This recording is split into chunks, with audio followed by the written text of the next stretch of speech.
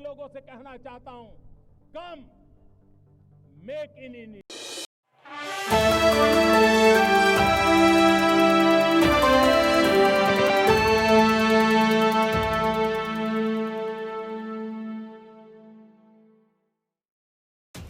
कांग्रेस का प्रतिनिधित्व सोमवार को दिल्ली में चुनाव आयोग के कार्यालय पहुंचा। प्रतिनिधिमंडल ने कहा पार्टी के घोषणा पत्र को लेकर प्रधानमंत्री नरेंद्र मोदी की मुस्लिम लीग वाली टिप्पणी सहित कई मुद्दों की शिकायत की और कार्रवाई की मांग की। इस प्रतिनिधिमंडल में कांग्रेस के राष्ट्रीय प्रवक्ता पवन खेड़ा, पूर्व केंद्रीय मंत्री सलमान खुर्शीद समेत कई लोग शामिल थे। खुर्शीद ने कहा, प्रधानमंत्री अपने भाषणों में जो कहते हैं उससे हमें बहुत दुख होता है।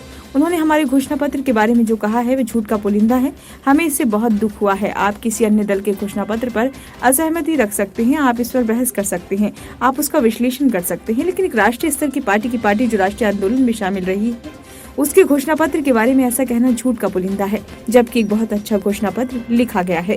पूर्व केंद्रीय मंत्री ने ये भी कहा कि हम इस मामले में बेहद दुखी हैं और हम समझते हैं कि प्रधानमंत्री को ऐसी बात कहने का कोई अधिकार नहीं है। हमने इस मामले को चुनाव आयोग के सामने रखा और उनसे विशेष आग्रह किया है कि वे इस गंभीरता से लें और इस पर कार्रवाई करें।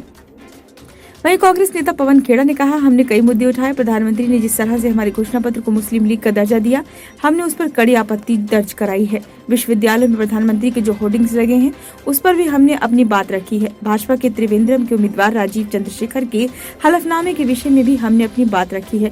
हलफनामे में कई त्रुटियां हैं, जानबूझकर गलतियां की गई हैं। खेड़ा ने कहा, जिन यूट्यूब चैनल को सूचना एवं प्रसारण मंत्रालय बिना बताए बंद कर रही है ये उनके अधिकार क्षेत्र में नहीं है। चूँकि चुनाव घोषित किए जा चुके हैं, चुनाव आयोग को इसकी सिफारिश करनी चाहिए कि वे किस यूट्यूब चैनल को हटाना चाहे या न हटाना चाहे। मंत्रालय अभी कार्यवाहक सरकार का है, उसके पास ये अधिकार नहीं है कि वे अभिव्यक्ति की आजादी पर इस तरह की पाबंदियां लगाए। प्रधानमंत्री ने उत्तर प्रदेश के सहारनपुर में चुनावी सभा में कहा कि कांग्रेस के घोषणा पत्र में वही सोच झलकती है जो आजादी के आंदोलन के समय मुस्लिम लीग में थी। कांग्रेस के घोषणा पत्र में पूरी तरह मुस्लिम लीग की छाप है और इसका जो कुछ हिस्सा बचा रह गया उसमें वामपंथी पूरी तरह हावी हो चुके हैं। कांग्रेस इसमें दूर दूर तक दिखाई नहीं देती है। इसके बाद कांग्रेस ने भाजपा पर बांटने की राजनीति करने का आरोप लगाया था और दावा किया था कि प्रधानमंत्री ध्यान भटकाने की रणनीति अपना रहे हैं।